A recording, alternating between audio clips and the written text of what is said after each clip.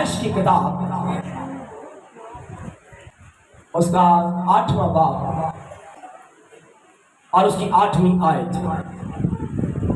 किसी आदमी को रूह पर इख्तियार नहीं कि उसे रोक सके, और मरने का दिन भी उसके इख्तियार से बाहर है। एक और हमारा नया इकराम में से निकाला, यूहन्ना रसूल की मार्फत लिखी गई अंजीली बयान उसका 11वां बाब उसकी 25वीं आयत। यीशु ने उससे कहा, क़यामत और जिंदगी तो मैं हूं, जो मुझ पर ईमान लाता है खो वो मर भी जाए तो भी जिंदा रहेगा, और जो कोई जिंदा है वो मुझ पर ईमान लाता है और वो अब तक कभी ना मरेगा। क्या तू इस पर ईमान रखती है? खुदा उनके पाक कलाम के पढ़े और सुन जाने पर उसकी खास बरकत हो। सब कहे आमीन। आज सुन जो मेरे कलाम का जो अनवान फिर है, खुदा का बंदा सुलेमान वाइस की किताब के अंदर वो लिखता है, कहता है कि किसी को भी बदन के अंदर 3 अनासर है, रूह, बदन और जान। इन तीनों चीजों के ऊपर जो रूह है, रूह पर किसी को इख्तियार नहीं। आज दुनिया के अंदर जदीद तरह की लेबोरेटरियां हैं। अमेरिका के अंदर एक डॉक्टर था, उसने सर्च करने के लिए अपने बेटे का चुनाव किया। जिस तरह अब्राहम ने अपने बेटे इसहाक को ऑल्टर के ऊपर लटाया, इस डॉक्टर ने हर तरह की रिसर्च की, लेकिन रूह पर किसी ने आज तक तस्दीक नहीं की। तो यह डॉक्टर दिन रात रूह पर सर्च करने लगा और वो देखने लगा कि रूह बॉडी के किस पार्ट के अंदर होती है। उसने एक्सरे मशीन के अंदर जो है हड्डियों को देखा और MRI मशीन के अंदर डालकर लोगों को देखा, उनके एक एक अज़ा और एक एक बॉडी को देखा, खून को देखा, खून के अंदर हर बीमारी को देखा, हड्डियों की बीमारियां देखी, ब्रेन को खोल के देखा, लेकिन उसने हर तरह से सर्च की, लेकिन उसे यह नहीं पता चल रहा था कि खुदा ने रूह को कहां पर रखा है। आंखों के अंदर रखा है, कानों के अंदर रखा है, सर के अंदर रखा है, घुटनों के अंदर रखा है, पांव के अंदर रखा है। वो हर दफा नहीं सर्च करता मरने वाले लोगों को के ऊपर, लेकिन उसे यह नहीं पता चला आज तक कि रूह बॉडी के किस पार्ट में है, बॉडी के किस हिस्सा में है। वो सोचता रहा और वो देखना चाहता था कि ये रूह है क्या। जब ये रूह निकल जाती है, बदन बेसाख्ता पड़ा रहता है। उसके पास लोग, उसके बेटियां बेटे रोते हैं, वरना करते हैं, उसे कोई सुनाई नहीं देता। ये बदन के अंदर ये निकल जाती है हवा। सुलेमान कहता है रूह पर किसी को इख्तियार नहीं, और ये डॉक्टर और सर्च करने लगा। दुनिया की जदीद तरीन मशीनें रखकर उसके साथ हर तरह के डॉक्टर उसने इकट्ठे किए और उसने कंप्यूटर के अंदर और अपनी लैब के अंदर तरह तरह के कैमरे लगाए। हर तरह के कैमरे लगाकर वो खड़ा हो गया और अब उसने जो है सर्च करने के लिए एक शख्स की जरूरत थी। और उसने क्या किया, देखता रहा। आखिर उसका एक बेटा था 15 साल का। उसने कहा किसी पर सर्च करूंगा तो शायद मेरी आंखों में झपकी आ जाए, मैं सुस्ती का शिकार हो जाऊं। उसने अपने बेटे को लिया और उसने अपने बेटे को उस कमरे के अंदर रखा और उसने कहा, बेटा मुझे दुनिया के अंदर सर्च करनी है और मुझे मालूम करना है कि मैंने देखना है कि रूह कहां पर जाती है, रूह निकलती कैसी है, मुझे तेरी जरूरत है। उसने अपने पापा को देखा और उसने कहा, पापा मुझे कॉन्फिडेंस है तुझ पर, मेरी रूह को तू देखना ही चाहता है। उसने कहा, मैं हाजिर हूं।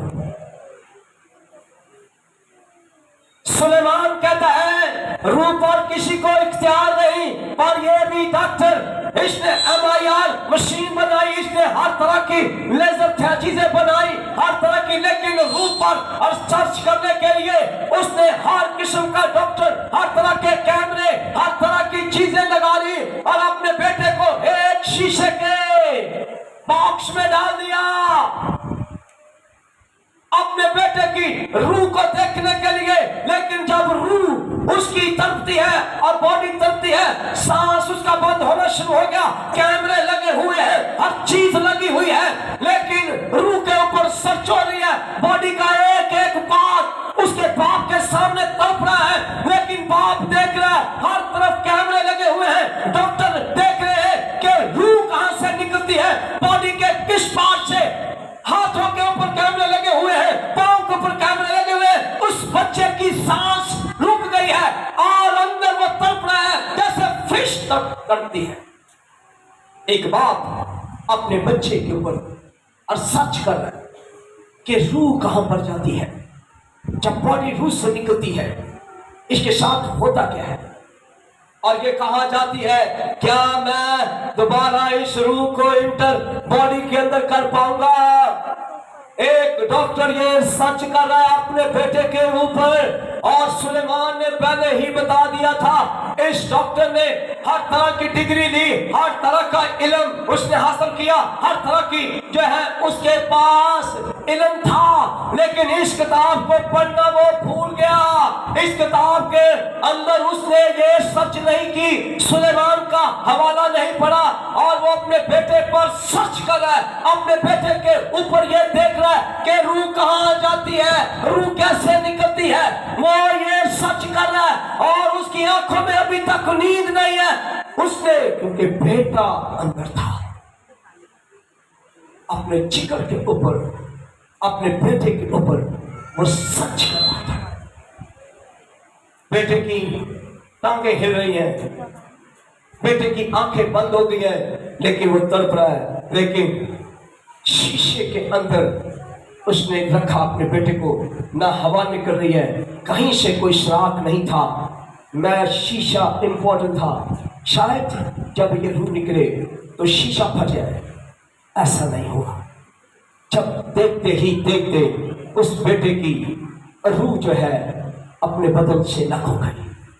कैमरों में देखने लगा बेटा, जो है उसकी बॉडी पड़ी हुई है, वो कैमरे जो उस बॉक्स के ऊपर लगे हुए थे तलाश करने लगे कि रूह कहां पर है, रूह का कैसा कलर है, रूह की कैसी जो है वो देखने लगे, सर्च करने लगे, देखने लगे। डॉक्टर बार बार अपने बेटे की तरफ देखे और कहे, देखो रूह कहां पर गई है, क्योंकि उसे उम्मीद थी कि मैं अपने बेटे की रूह को जब निकलते हुए देखूंगा और दोबारा उसी कमरे के अंदर मैं इस बॉडी के अंदर रूह को दोबारा ट्रांसफर कर सकता हूं। जिस तरह हार्ट को किसी के हार्ट से निकालकर, किसी को किडनी को दूसरी किडनी से निकालकर, ये ट्रांसमिशन का ये अमल एक अपने बेटे के ऊपर कर रहा है डॉक्टर। लेकिन देखते ही देखते उसका बेटा, उससे उसकी रूह अलग हो गई। लेकिन बाप अपने बेटे को देखता है, उसकी रूह को देखता है, हर सर्च करता है, कैमरों में देखता है, हर तरफ के साइंसदान खड़े हैं, डॉक्टर खड़े हैं, इंजीनियर खड़े हैं,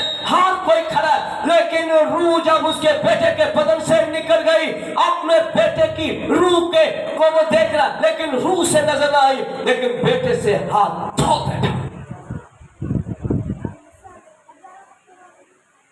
डॉक्टर ये सोचता है कि मैं रूह को दोबारा इसके अंदर डाल सकता, इस बॉक्स के अंदर। लेकिन हमने पिछली दफा क्या सुना, जब खड़ा, बाइस की किताब में जब खड़ा चरक छोड़ दिया जाएगा, मट्टी मट्टी में जा मिलेगी और रूह जहां से आई है वापस जाएगी। रूह का मालिक आपका खुदा है और रूह वापस आसमान पर जाती है। उसके बेटे की रूह शीशे में से भी निकलकर जहां से आई वो वापस गई, लेकिन बेटे की बॉडी वहां पर पड़ी रही। लेकिन डॉक्टर ने ये सर्च करने के बाद उसने हाथ धोए और उसने कहा, मुझे कोई समझ नहीं आई, मेरी रिसर्च, मेरी मशीनरी, मेरी हर चीज खुदा के इस प्लान के सामने फेल हो गई। रूह जहां से आई थी वो वापस लौट गई। अपना बेटा खो के हाथ उठाकर कहने लगा, मैं आज के बाद इस सच को कभी भी किसी डॉक्टर को किसी भी मुल्क के अंदर नहीं करने दूंगा, क्योंकि मैंने जान लिया है। फिर वो रोने लगा और एक खादम उसके पास आया और उसने कहा, डॉक्टर क्या हुआ? उसने कहा, ये काम मैंने किया। उसने कहा, ये किताब पढ़। तब उसने 22 की किताब का ये चैप्टर पढ़ा और जब वो आया इसके पास चैप्टर पढ़ते पढ़ते तो उसने कहा, रूह पर किसी को इख्तियार नहीं। उसने कहा, मैं भी ये चाहता था, मैं भी ये बेवकूफी करना चाहता था। मैं दुनिया के अंदर अपने बेटे को खो बैठा, मैंने अपने बेटे को ऐसा किया, मैं नाकाम हो गया हूँ। और उसने बाइबल पर ईमान लेकर आया और उसने बाबा से बुलंद यही कहा, रूह पर किसी को इख्तियार नहीं। पर जब उसने कहां पर पढ़ा, यूहन्ना की इंजील में आया तो उसने यीशु मसीह की बात सुना और उसने देखा और बाइबल के अंदर पढ़ा और कलाम खुदा के अंदर लिखा है, जब यीशु मसीह के सामने नाइन की बेवा के बेटे को आते हुए उसने देखा और यीशु मसीह, सुलेमान और ये डॉक्टर सर्च करते रहे कि रूह कहां जाती है और सुलेमान दुनिया का इतना शख्स कहता है, रूह पर किसी को इख्तियार नहीं, किसी को इख्तियार नहीं। लेकिन डॉक्टर बाइबल पढ़ता रहा। उसने देखा एक जनाजा आ रहा था। यीशु ने जनाजे को रोका और उसने, लोगों ने कहा शायद यीशु मुंह देखना चाहता है, लेकिन यीशु ने क्या कहा? उस जनाजे के अंदर जो उस जवान की माँ बेवा थी और वो रोते हुए जा रही थी, कह रही थी, मेरा कोई सहारा नहीं, मेरा कोई रह नहीं गया, मेरा जीने का मकसद खत्म हो गया। यीशु को उस पर तरस आया और यीशु ने जनाजे को रोका और रोकने के बाद उसने कहा, ऐ जवान उठ। यीशु ने आलमे अरवाज से उसकी रूह को दोबारा बनाया और उसके अंदर डाल दिया।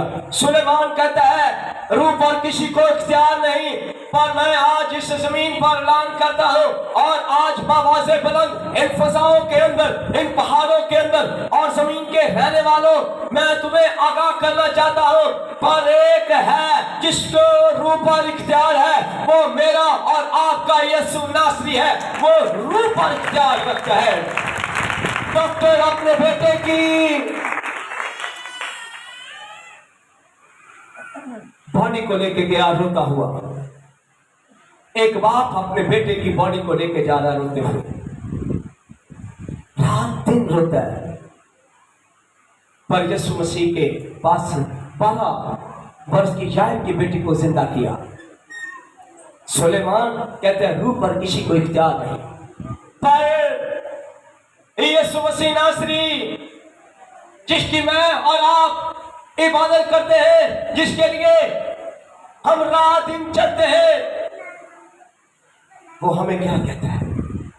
वो हमें सिखाता है और लिखा है, बैतलहम के गांव के अंदर एक ऐसा खानदान, लाजर के नाम से मशहूर मरियम और मार्था, एक भाई और 2 बहनें, ये यीशु से बहुत प्यार करते थे। बैतलहम यरूशलेम से कोई 20 मील की दूरी के ऊपर है और वहां पर बैतलहम के गांव के अंदर 3 लोग रहते हैं, मरियम और मार्था और लाजर। यीशु को बहुत प्यार करते हैं और यीशु मसीह जब भी बैतलहम के गांव के अंदर आता तो वो उस गांव के अंदर आकर मरियम और मार्था यीशु के लिए रायता अलग बना रही है, कहीं सलाद बना रही है, कभी फ्रूट काट कर, कभी हर चीज। और यीशु वो बैतनिय्याह के अंदर आता, वो ना सिर्फ खाना बनाती बल्कि यीशु के लिए लोगों को भी अपने घर के अंदर इकट्ठी करती और उनके घर के अंदर बाइबल स्टडी होती थी। यीशु बार बार उठे जाता था क्योंकि वो दोनों बहनें और लाजर लोगों को इकट्ठे करते थे और यीशु वहां पर जाकर कलाम सुनाता। यीशु का दोस्त लाजर, कलाम खुदा के अंदर यीशु का दोस्त लाजर था। यीशु लाजर से बहुत प्यार करता, मरियम और मार्था से प्यार करता और यीशु के ये तीनों लोग रात दिन यीशु के फॉलोअर थे। पर एक दिन उनके भाई लाजर को, मरियम और मार्था के भाई लाजर को एकदम बीमार हुआ और जब बीमार हुआ तो उन दोनों बहनों ने कोई ऐसा वैद्य, कोई ऐसा डॉक्टर नहीं छोड़ा, कोई ऐसा वैद्य, कोई ऐसा डॉक्टर नहीं छोड़ा कि उसके पास लेकर जाए। वो चाह रही है बार बार, लेकिन लाजर की तबीयत और खराब होती गई और मरियम और मार्था ने क्या किया, एक आदमी को रुक्का लिख के दिया और उस रुक्के के ऊपर लिखा हुआ था, ऐ इब्ने दाऊद यीशु नासरी, तेरा दोस्त लाजर बड़ा बीमार है, जैसे ये तू सुने तो तू फौरी बैतनिय्याह के अंदर आ जा। पर लाजर की बीमारी बिगड़ती चली जा रही।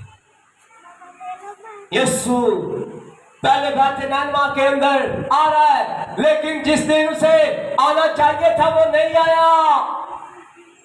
लाजर की दो बहनों ने एक चुटकू बंदा चुना जो चालाक और फुर्तीला और जो साइकिल चलाने में माहिर, इतनी तेज साइकिल चलाए ये ना देखे, जंप ना देखे। उसने कहा चुटकू तू आ। मैंने कहा जी हाँ जी।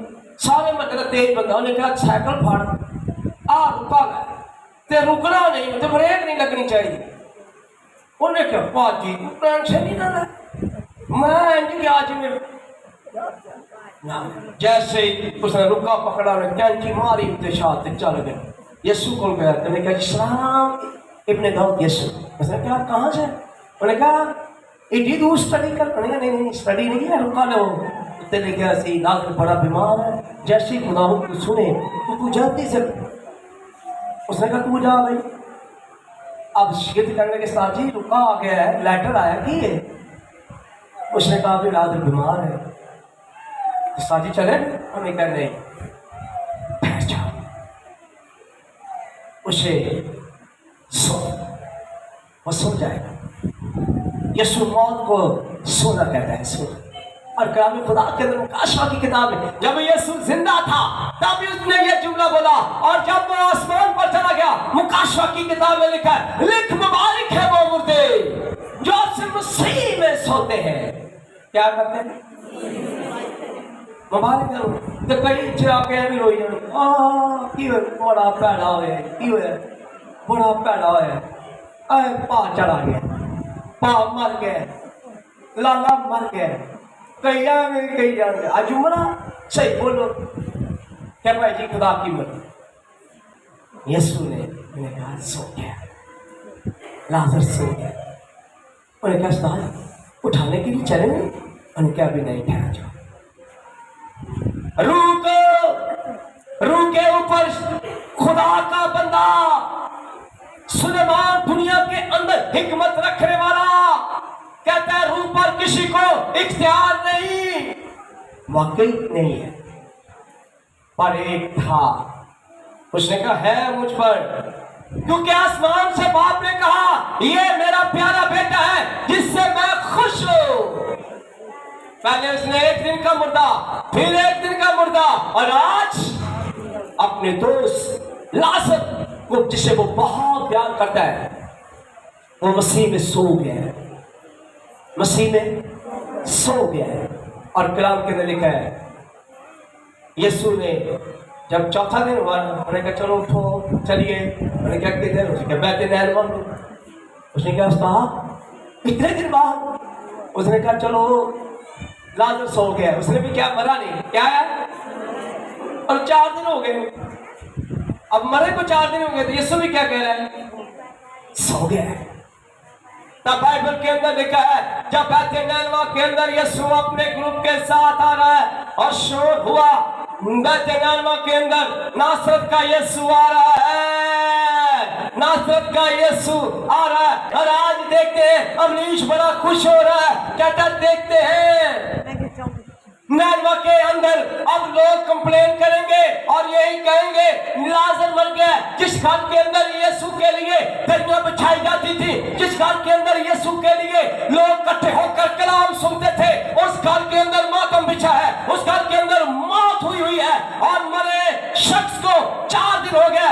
और मरियम और मार्था को तसल्ली देने के लिए आए हुए थे, लेकिन वो तसल्ली नहीं पा रहे थे। खबर पहुंचते पहुंचते दोनों बहनों तक जा पहुंची कि यीशु आ रहा है बैतनिय्याह के अंदर। और एक बहन एकदम उठी, उसने, मैं आज आपको बताऊं, एकदम वो उठकर दौड़ने लगी और बहुत से लोग उसके पीछे दौड़ने लगे, कहने लगे ये कब्र पर जाने लगी है, ये तसल्ली कबूल नहीं कर रही। और वो कहां जा रही है, वो यीशु के पास दौड़ी हुई जा रही है। और एकदम जब यीशु को उसने देखा तो वो रोने लगी, कहने लगी है उस्ताद। ऐसी ललकार रोने में, ऐसा दर्द रोने में था, क्योंकि इससे पहले यीशु ने यार की बेटी को जिंदा किया, नाइन की बेवा के बेटे को जिंदा किया, एक एक दिन की एक एक रूह को लेके आना था। लेकिन 4 दिन हो गए, अबलीश भी खुश हो रहा है, कहता है देखो यार अब क्या होगा। पर यीशु खड़ा हुआ, उसने मार्था का मार्था क्या हुआ है, कहती है उस्ताद अगर तू यहां होता। अब वो यीशु को कहने लगी है अगर तू यहां होता तो मेरा भाई ना मरता। उसने कहा है तू मेनू कहने समझ नहीं है, ए मार्था तूने इतनी तालीम ली, इतने सेमिनार सुने, इतना कलाम सुना, और तू मुझे कैसे देख रही है। उसने कहा अगर तू होता। उसने कहा अगर का क्या मतलब है। यीशु ने कहा मैं अब तक क्या हूं, यक्षा, अगर तू यहां होता। उसने कहा ये क्या मतलब, मैं हूं, मैं यहां पर हूं। और उसने कहा मार्था मत रो, अगर तू मुझ पर ईमान लाएगी, अगर तू मुझ पर ईमान लाएगी, क्योंकि क्या मतलब जिंदगी में, वाह हालेलुया, किसी ने ऐसा नहीं कहा। उसने कहा क्या मतलब जिंदगी तो मैं है, अगर तू ईमान लाएगी तो तू एक मिरेकल्स को देखेगी, खुदा के जलाल, उसकी गुलामी को देखेगी। तब खुदा के कलाम में लिखा है वो रोती रही, अंदर अंदर रैन कर रही है। लोग मार्था को कहते कब ये बहन मत रो मत रो, जो हो गया सो हो गया। कलाम में उन्होंने पढ़ा हुआ था बाइबल की किताब में, मट्टी के जात जा मिलेगी और रूह आसमान पर चली जाएगी। मार्था को कह रहे तेरा भाई दोबारा जी उठेगा, मत रो, तसल्ली दे रहे। बहुत से लोग कह रहे हैं तसल्ली नहीं पा रही। देखते ही देखते मरियम भी आ गई और वो भी रोने लगी और कहने लगी है खुदावन अगर तू यहाँ होता। दोनों बहनों के जुमले एक जैसे, लेकिन मां नहीं लेकर आ रही। पर यीशु कहता है, यीशु ने दुनिया को दिखाना था, हर एक ईमानदार को बताना था मैं और बाप एक है, मैं और बाप एक है, मैं बाप में से निकला हूं। जैसा बाप वैसा बेटा होता है, जैसा बाप मुर्दों को जिंदा करता है, पानियों को 2 टुकड़े करता है, बनी इसराइल को मिस्र की गुलामी से निकाल कर ले जाता है, बियाबानों के अंदर मन बरसाता है और 7 पद के बेटे को जिंदा करता है। पुराने अहदनामा में शोरीमी औरत के बेटे को जिंदा करता है। पर यहाँ पर बदन के अंदर यीशु है, वहां पर खादमों की सूरत में, नबियों की सूरत में उसने मुर्दों को जिंदा किया। पर आज बैतनिय्याह के अंदर ऐसा दुनिया के अंदर कोई नबी पैदा नहीं हुआ, कोई नबी पैदा नहीं हुआ। किसी की शान ऐसी नहीं जो आपके नबी का, आपके यीशु का मुकाबला कर सके। और वो यीशु नासरी है। इसने 4 दिन, यीशु कहता है, दोनों बहनों को पकड़ा और दोनों के हाथ पकड़े और उसे 4 दिन से चला नहीं जा रहा था, खाया पिया नहीं। यीशु ने दोनों के हाथ थाम दिए।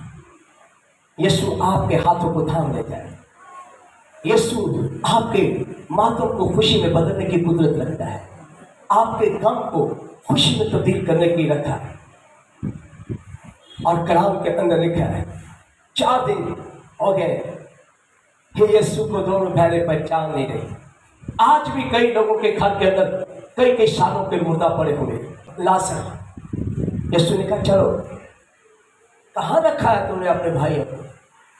मरियम कह रही है, उस्ताद अभी तो 4 दिन हो गए, उसमें बदबू आती होगी।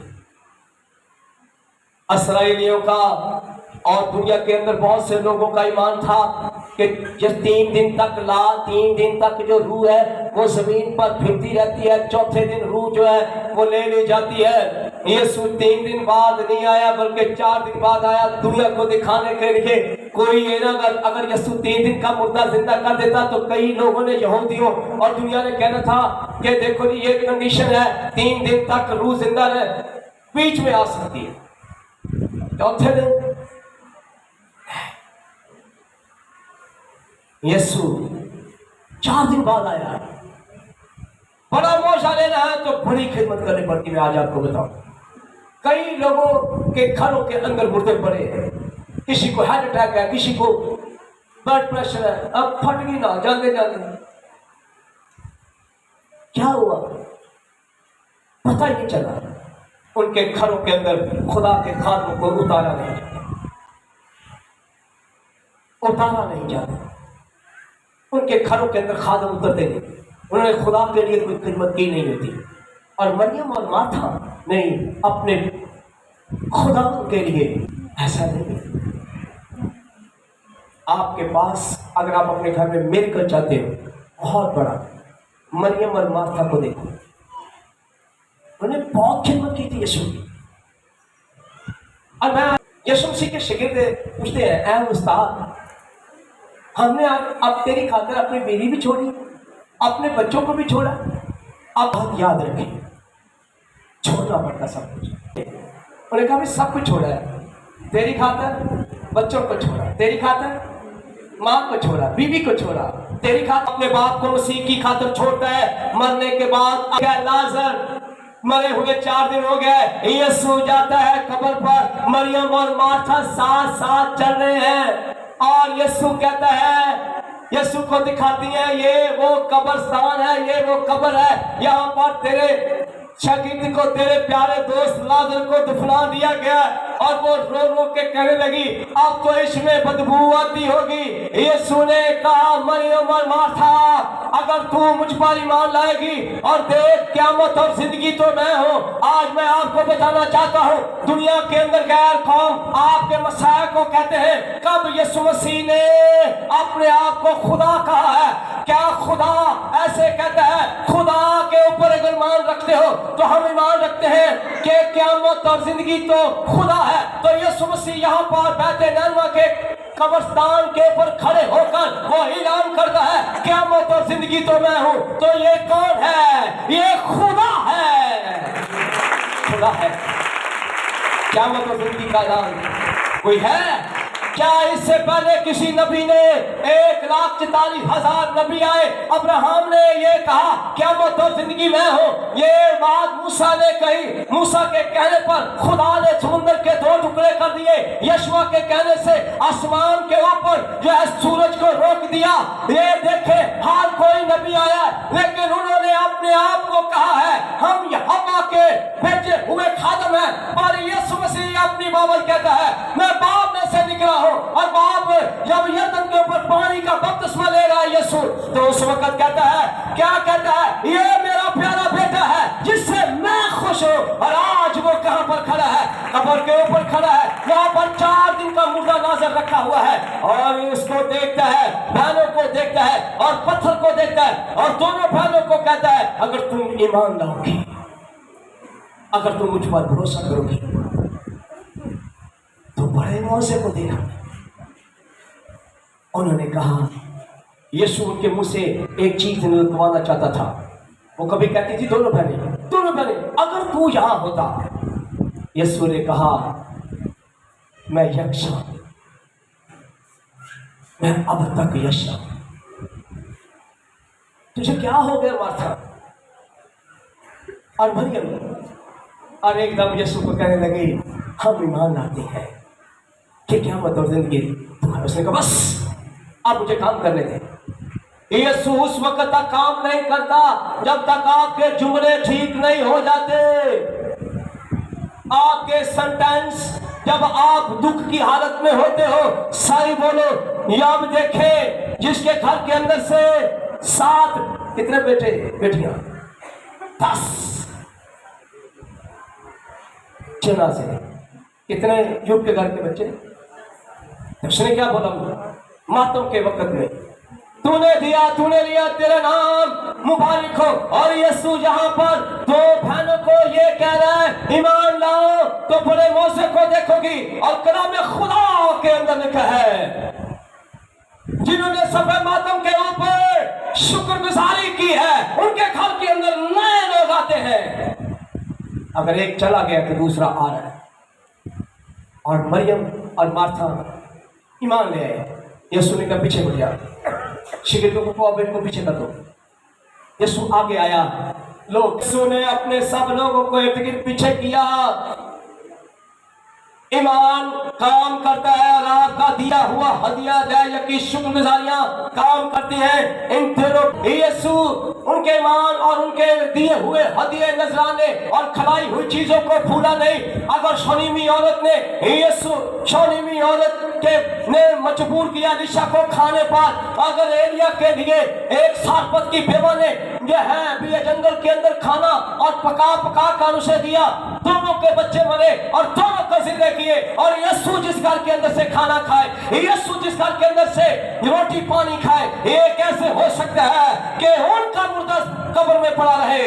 यीशु कब्र पर गया और ये बात सुनने वाली है, यीशु ने दोनों हाथ आसमान की तरफ उठाए और अपने बाप की तरफ लगा करके कहने लगा, ऐ बाप मैं तेरी शुक्रगुजारी करता हूं, तू हमेशा मेरी सुनता है। जोर से ताली बजा ये है यीशु मौत के ऊपर भी अपने बाप की शुक्रगुजारी कर रहा है, तू हमेशा मेरी सुनता है। और उसने कहा बाप, एलिया के दौर में 450 नबी कहते हैं तू अकेला है और हम 450। वहां पर भी कंपटीशन हुआ, खुदा वो किससे जवाब दे आग से। तो यहां पर यीशु के इर्द गिर्द यहूदी खड़े हैं, बहुत से लोग निकल कर आए हैं और यीशु ने आसमान की तरफ हाथ उठाया और उसने कहा बाप तू हमेशा मेरी सुनता है और आज भी अपने बेटे को जला दे और ये जाने कि तूने मुझे भेजा है। आमीन बोलो आमीन। ये जाने कि तूने मुझे, वाह कि तूने मुझे भेजा है। अब यीशु के सामने भी इतनी दुनिया है, पूरा इलाका, तो सारे जानते थे यीशु को। तो वो कहते थे अब देखते हैं क्या करता है। उसने भी अपनी आंखें आसमान की तरफ उठाई और उसने भी कहा बाप तू हमेशा मेरी सुनता है और आज तू बता कि मैं तेरी तरफ से भेजा गया। तो क्या हुआ? अपने इस ऊपर देख रहा था, कह रहा देखना क्या करता है। शर्मिंदा हो गया यीशु, पर यीशु ने अब हाथ उठाए। तो क्या यीशु, क्या बाप हमें शर्मिंदा होने देगा? क्या हम पत्थर को हटाओ। अब कुछ चीजें हैं जो आपको काम करना है। उसने कहा पत्थर को हटाओ। एक बहन आगे बढ़ी, उसने कहा ऐ खुदावंद, और लोग आगे बढ़े, उसने कहा ऐ खुदावंद अब तो इसे 4 दिन हो गया, इसकी रूह आदमी अरवा में चली गई होगी, अब तो इसके बदन से बदबू आती है। और सुलेमान कहता है रूह पर किसी को इख्तियार नहीं। डॉक्टर अपना बेटा खो बैठा, वो रूह को देखते देखते लेकिन अगर खुदा के कलाम पर ईमान लाता, अपने बेटे की रूह ना दबाता। यह भी अच्छा नहीं है कि रूह इल्म से खाली हो, यह अच्छा नहीं है। आज लोगों के पास महदूद इल्म है, महदूद इल्म। बड़ा इल्म इंसान को आगे तक ले जाता है। और तब उसने कहा कब्र का मुंह खोलो। 4 दिन के बाद यीशु ने लाजर को आवाज दी, आलम अरवाह से रूह को बुलाया और 4 दिन के मुर्दे को जिंदा करके उसने पाप को जला दिया। मेरा और आपका पाप रूह पर इख्तियार रखता है। सुलेमान कहता है रूह पर किसी को इख्तियार नहीं, पर आज मैं आपको बताऊं, मुझे और आपको पता है यीशु नासरी को रूह पर इख्तियार है। उसने 4 दिन के मुर्दा लाजर को जिंदा किया और लाश में वो 30वें दिन खुद मुर्दों में से जिंदा होकर खड़ा हो गया। और उसने कहा, बाबा से बुलंद शिगिंदों को कहा, दुनिया को कहा, मुझे रूह लेने का भी इख्तियार है और रूह देने का भी इख्तियार है। जोर से ताली बजाए। रूह देने का भी इख्तियार है, रूह देने का भी इख्तियार है। उसने